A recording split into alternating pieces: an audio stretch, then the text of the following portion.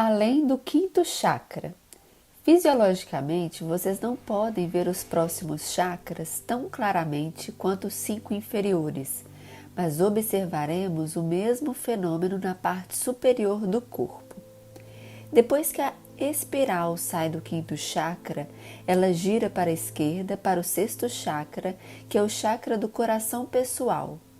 O coração físico está fora do centro no nosso lado esquerdo e a 90 graus em relação ao quinto, o chakra crístico. Então a espiral gira para a parte de trás e sobe para o chakra da garganta. O pomo de Adão, nos homens, se projeta ao longo deste plano da frente para trás. Mas quando chega ao oitavo chakra, no queixo, o sistema parece parar. O fluxo é claramente da frente para trás também, como na garganta. Não acontece nenhuma mudança a 90 graus. Por quê? Nesse ponto, a energia entra em uma nova configuração. Talvez porque se trata de 8 chakras, que normalmente completa o ciclo no sistema de 8 chakras. Um novo e menor sistema de chakras que surge apenas dentro da cabeça define o sistema de 13 chakras, ainda que seja separado por ele. O que acontece? Se estudarem o Cânone de Leonardo, vejam essa ilustração. Verão que a cabeça está desenhada dentro de um dos 64 quadrados que posteriormente são decompostos em uma rede de 4x4 de 16 quadrados. Nesse desenho vocês mal podem ver o que estou dizendo, mas se puderem encontrar uma boa reprodução, então verão.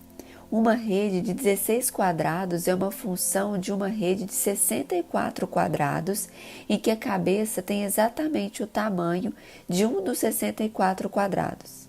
Portanto, a cabeça é 1 sobre 64 do quadrado ao redor de todo o corpo. O sistema de chakras segue de baixo para cima por todo o corpo pela cabeça, mas na cabeça há um mini sistema de chakras separado que vai da extremidade do queixo para o alto da cabeça. Parece ser um sistema de 8 chakras, mas não tenho toda a certeza de que o sistema de 13 também não funcione aqui.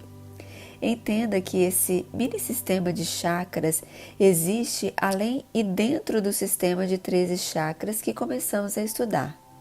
Os pontos dos chakras estão localizados na extremidade do queixo, na boca, na extremidade do nariz, nos olhos e no terceiro olho. Os outros 3 estão dentro da cabeça e não podem ser vistos a menos que estudemos as partes internas do cérebro. De novo, vocês podem ver o padrão giratório na forma da parte do corpo.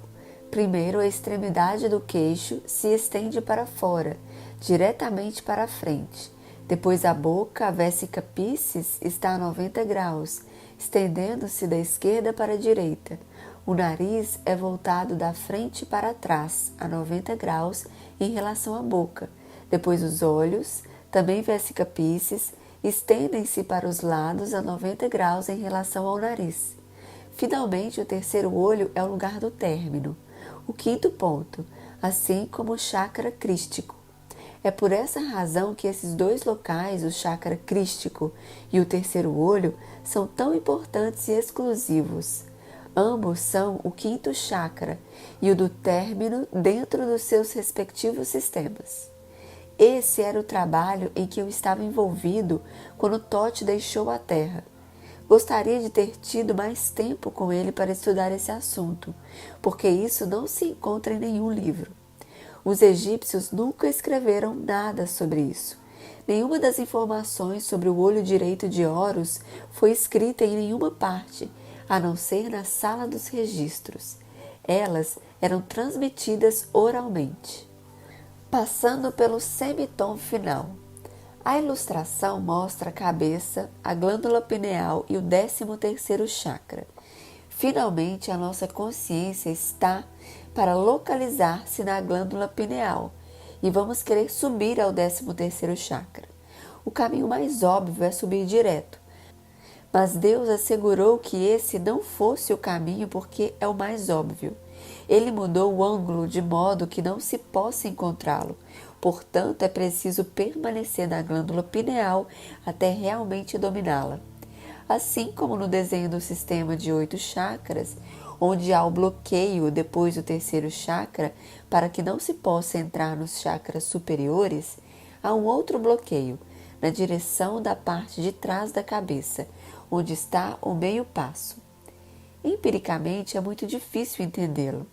Os tibetanos dizem que não se pode elevar ao 13º chakra a menos que vá para a parte de trás da cabeça primeiro. É preciso encontrar a passagem, e assim que o fizer é possível passar por ela. Na realidade, existem 5 chakras em uma linha reta que vai da frente para trás conforme é mostrado. 3 estão dentro da cabeça. Um está no espaço atrás da cabeça e o outro no espaço à frente da cabeça. A maioria de nós está familiarizado só com a glândula pineal e a pituitária.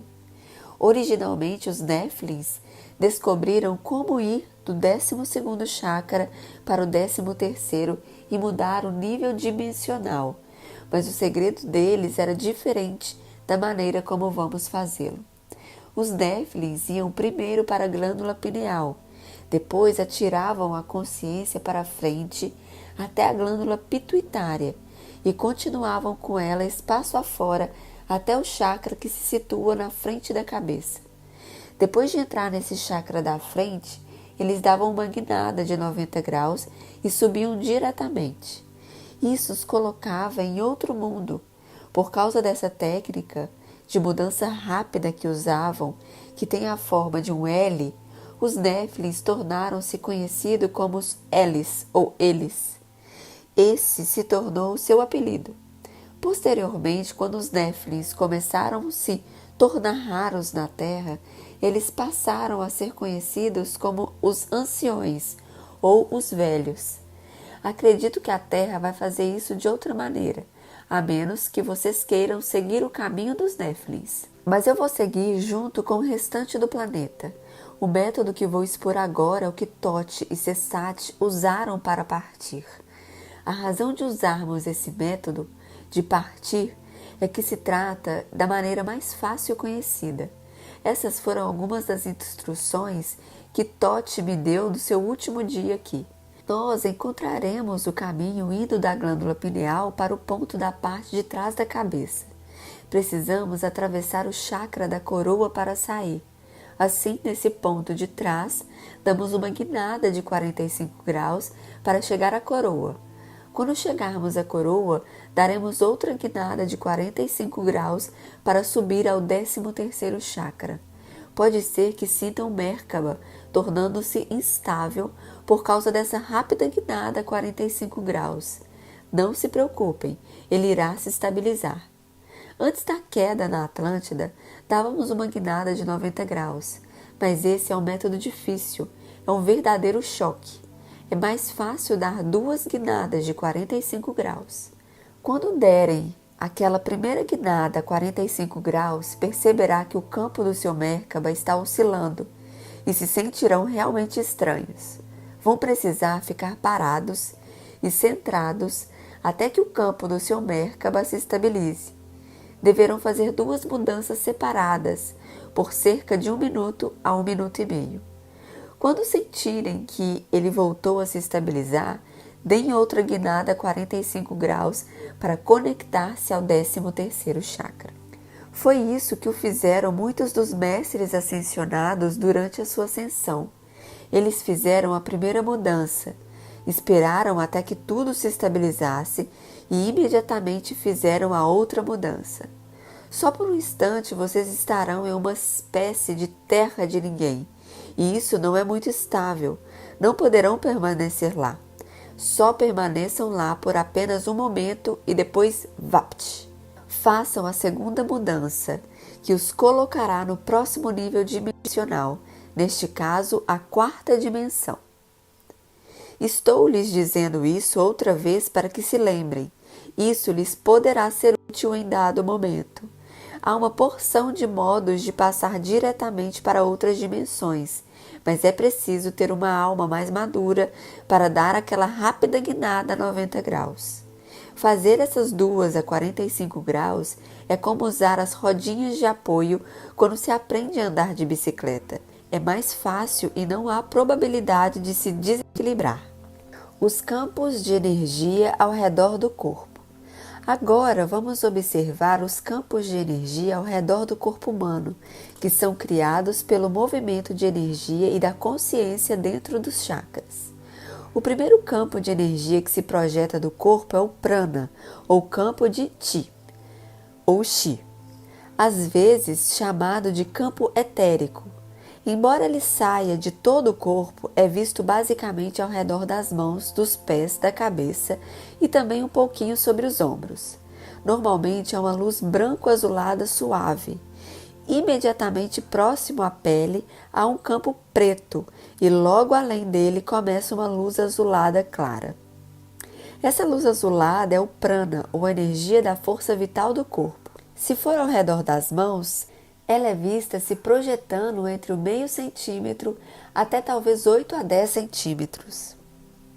Mas ao redor do restante do corpo, ela normalmente se estende a menos de 2,5 centímetros da pele. Mesmo que não acreditem nela e nunca tenham visto, poderão vê-la com facilidade. Vou explicar como fazer se quiserem experimentar. Tudo o que precisam é pegar uma folha de cartolina preta e colocá-la debaixo de uma luz incandescente com um interruptor que possa diminuí-la gradualmente. Mantenha a mão a cerca de uns 2,5 centímetros do papel e vão diminuindo gradualmente a intensidade da luz até não poderem mais ver a sua mão. Esperem 11 segundos. Os seus olhos se acostumarão e quando estiverem acostumados, vocês verão a sua mão de novo. Quando a sua mão reaparecer, vocês devem ver a áurea de prana. Pode ser que precisem repetir o exercício até conseguir. Então observem, digamos, a última parte do seu dedo médio com o papel preto a uns 2,5 centímetros atrás dele. Fixem a visão nele e não pisquem. Agora esperem. Dentro de 10 a 15 segundos começarão a ver aquela luz suave azulada a brilhar ao redor dos seus dedos. Depois de verem o campo, vocês podem fazer outras coisas. Podem aproximar a extremidade de um dedo de cada mão, onde as chamas que se projetam das extremidades se encontrem. Depois afastem-se os dedos e verão as chamas se alongarem feito goma de mascar. Quando os seus dedos estiverem a uns 8 centímetros de distância mais ou menos um do outro, as chamas irão recuar. Podem repetir a experiência quando quiserem. A maioria das pessoas consegue ver. Depois podem pegar um cristal, não precisa ser nenhuma peça fantástica, e segurá-lo sobre o pulso. Comecem a fazer a respiração yoga profunda e ritmadamente, verdadeiramente profunda e verdadeiramente longa, para adquirir o prana. Vocês verão as chamas nas extremidades dos seus dedos começarem a crescer. Às vezes essas chamas podem estender-se a até 15 centímetros. Vocês podem realmente ver isso. Então irão notar que isso está ligado à sua respiração. Quando inspiram, o campo se contrai ligeiramente. Quando expiram, ele se expande. Vocês podem ver com seus próprios olhos como a respiração e o campo de prana estão relacionados. A fotografia Kirlian é feita colocando-se a mão ou dedo ou uma folha sobre uma chapa carregada, depois expondo-a eletricamente sobre um filme especial. Vocês podem ver os campos nessa fotografia. A ilustração é do Human Dimensions Institute e as imagens são do dedo de uma curadora localmente bastante conhecida. Em cima, quando a curadora está parada sem fazer nada, vocês podem ver a luz azul esbranquiçada saindo da extremidade do dedo dela e ao redor das bordas. A fotografia de baixo mostra o que acontece depois que ela começa a respirar e a concentrar-se na cura. As chamas azul esbranquiçadas saem da extremidade do dedo. Nesse caso, Não é só a respiração que faz isso. Também se trata do chakra em que ela está concentrada, sobre o qual eu falei no capítulo sobre a cura. Além do campo de prana, enquanto esse irradia do corpo, há outro campo de energia que não está diretamente associado à sua respiração, mas aos seus pensamentos e emoções. Os seus pensamentos emitem campos eletromagnéticos a partir do cérebro, e as suas emoções também projetam campos eletromagnéticos. Vocês podem vê-los, eles são visíveis. Entretanto, a maioria das pessoas desligou-se deles, portanto, não sabemos se eles existem. Atualmente é possível conectar câmeras ao computador para fotografar a aura. Portanto, não se trata mais de um processo de adivinhação, mas um fato científico. Examinem a obra da doutora Valerie Hunt para ver até o ponto a ciência se tornou receptiva aos segredos da aura humana. O desligamento em relação às informações disponíveis é um assunto interessante. É como viver em uma cidade grande, onde não se ouvem todos os tipos de buzinas, motores e sirenes da polícia, ruídos de automóveis, pessoas gritando, tudo o que se possa imaginar. Todo esse ruído ensurdecedor continua o tempo todo, mas na vivência humana é o ouvido como um zumbido baixo, embora seja realmente alto. Há um zumbido contínuo soando em toda a cidade, mas se você viver lá o tempo todo, deixará de ouvi-lo. Você se desliga. Para a maioria das pessoas é como se não existisse. Ainda assim, quando alguém chega de uma floresta ou vai de uma cidade pequena para uma grande, ele parece ensurdecedor. No entanto, isso só acontece porque a pessoa está sensível a ele. Se essa mesma pessoa continuar na cidade por um determinado tempo, logo vai fazer a mesma coisa, desligar-se. Então não vai ouvir nada também. Nós fizemos a mesma coisa com as auras humanas, seja por que razão for. Talvez por ser tão doloroso ver a verdade dos pensamentos e sentimentos das outras pessoas. A maioria de nós desligou a capacidade de ver auras. Como ver auras? Se quiserem realmente ver e conhecer a aura, sugiro que primeiro leiam um dos livros sobre cromoterapia. Isso lhes dará significado das diferentes cores, mas conforme descobrir, esse significado está dentro de cada um de nós e todos compreendemos as cores em nível subconsciente. Eu li 22 livros sobre cromoterapia e descobri que todos eles dizem a mesma coisa. Praticamente não existe diferença entre as suas definições. Portanto, se lerem uns 2 ou 3, tenho certeza de que captarão a mensagem. O livro de Edgar Cayce, An Essay of Memes of Colors, é excelente, simples e direto ao ponto. Os militares treinam algumas das forças especiais para ver auras, porque podem então observar alguém e saber exatamente o que essa pessoa está pensando e sentindo, o que obviamente pode ser muito vantajoso em termos bélicos. Eles têm uma técnica especial de treinamento que vou apresentar a vocês. Peguem várias folhas de cartolina de diversas cores, depois uma folha grande de papel branco, digamos que 60 por 90 centímetros. Vocês observarão um fenômeno da visão que não tem absolutamente nada a ver com auras. Por meio dessa técnica, poderão aprender a ver a verdadeira aura humana. Ponha um papel branco no chão sob uma lâmpada que tenha um interruptor capaz de diminuir a sua intensidade gradualmente. No meio, ponha um pedaço de cartolina colorida. Usem vermelho da primeira vez. Agora, fixem a visão no meio do papel colorido e não pisquem. Esperem 30 segundos. Com os olhos ainda fixos na cartolina colorida, tirem-na rapidamente e continuem olhando para o mesmo lugar sobre o papel branco. Dentro de menos de 1 segundo, vocês verão a cor complementar da cor que estavam olhando. Se usaram vermelho, verão verde. A imagem persistente será sempre diferente da cor original, mas sempre no mesmo formato. A imagem persistente será brilhante e transparente e parecerá estar flutuando acima da superfície. Se fizerem esse experimento 4 ou 5 cores diferentes em seguida, o que levará apenas alguns minutos.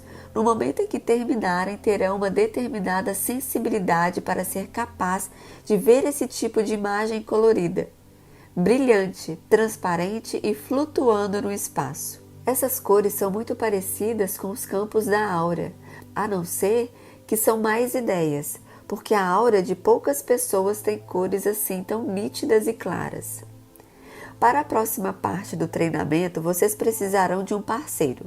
De preferência, os dois devem estar usando roupas brancas. Essa é a maneira mais fácil de ver as cores. Com certeza, as roupas não bloqueiam a aura, mas a cor que usam poderá tornar a aura mais difícil ou mais fácil de ver. Peçam ao parceiro para ficar diante de uma parede branca. Depois, peguem a luz com controle de intensidade e regulem-na ao máximo e iluminem o parceiro. Em seguida, peguem uma folha de papel colorido e peça ao parceiro para segurá-la a uns 2 a 3 centímetros de distância da frente dele, do nariz para baixo. Recuem e olhem para a cor da mesma maneira que antes. Fixem a visão nela. Contem até 30. Depois peçam ao parceiro para tirá-la. Então vocês verão a cor completamente flutuando no espaço na frente do parceiro. Dessa maneira poderão acostumar-se com as cores flutuando no espaço ao redor de uma pessoa, e a sua mente se acostumará com essa ideia. Depois disso, vocês podem pôr o papel colorido atrás da cabeça ou do ombro, quem sabe uns 30 ou 60 centímetros à frente do parceiro. Faça isso 4 ou 5 vezes, até se acostumarem a ver as cores flutuando ao redor do corpo. Então, tirem o papel colorido e continuem observando o parceiro enquanto vão diminuindo a luz bem devagar, muito devagar. Vocês chegarão ao lugar mágico em que o corpo da pessoa começará a ficar muito escuro. Então, pronto! Todas as cores vão aparecer instantaneamente e vocês verão a aura. Vocês a verão toda. Vocês vão saber que aquelas são as cores reais da aura, não as cores complementares que estavam observando antes, porque verão uma diversidade de cores variando. O que quer que a pessoa esteja pensando e sentindo na ocasião será projetado naquele momento. Normalmente vocês vão descobrir que as cores ao redor da cabeça e dos ombros basicamente representam o que a pessoa está pensando. As cores ao redor do peito e do corpo, envolvendo até as costas, serão basicamente os sentimentos e as emoções do parceiro, embora às vezes possam se sobrepor. Além de a aura mostrar os pensamentos e emoções da pessoa, há uma terceira possibilidade. Às vezes, um problema físico no corpo aparece na aura. Se algo dentro do corpo estiver doendo, geralmente será mostrado com uma forma colorida na aura. As cores emitidas dos seus pensamentos irão brilhar e mudar com a mudança dos seus pensamentos. E as cores, que são as emoções, normalmente tendem a flutuar ou mover-se. No entanto, as associadas com uma doença ficarão fixas e geralmente terão ângulos ou uma forma, e a forma não mudará. Enquanto o corpo se move, ela ficará fixa em um determinado lugar.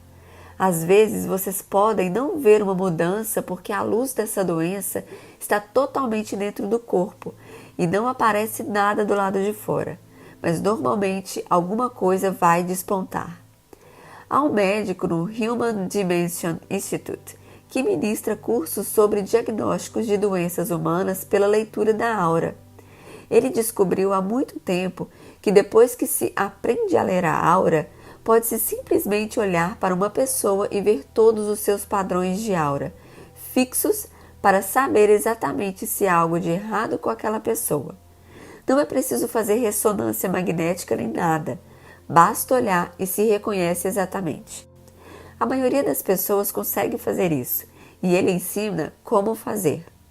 Todas as pessoas são capazes de ver auras, creio, a menos que exista realmente um problema físico ou emocional.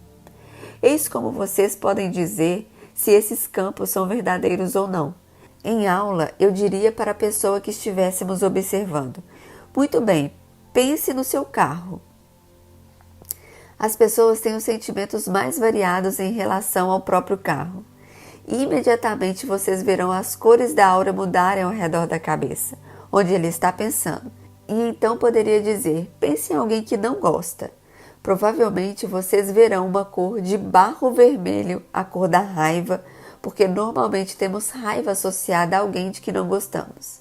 Essa cor vai aparecer ao redor da cabeça e dos ombros, talvez até mesmo descendo por todo o corpo. Então pode dizer, pense em alguém que você realmente ame.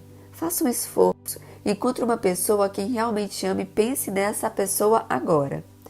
Normalmente vocês verão cores rosadas aparecerem ao redor do peito e dourado ou branco no alto da cabeça. Se pedirem para a pessoa pensar sobre assuntos espirituais e Deus, normalmente terão uma porção de dourado e violeta. Essas cores mudam no momento em que a pessoa muda os pensamentos. É assim que vão saber que isso é real. Depois de terem essa capacidade, poderão recorrer a ela ou não, à vontade. Eu não uso nunca, a menos que me peçam para fazê-lo. Mas é realmente fácil. É como uma espécie de estereograma. Querendo, pode-se apenas olhar o papel normalmente, ou pode-se focalizar de leve e entrar no outro nível, que é o que se faz ao ver áureas. Vocês podem ou olhar para a superfície do corpo, ou focalizar de leve e olhar ao redor do corpo. Observar o espaço ao redor do corpo é semelhante a ver estereogramas. Vocês podem ver de uma ou de outra forma. O restante do corpo de luz humana. A aura humana está contida em um campo oval que circunda o corpo.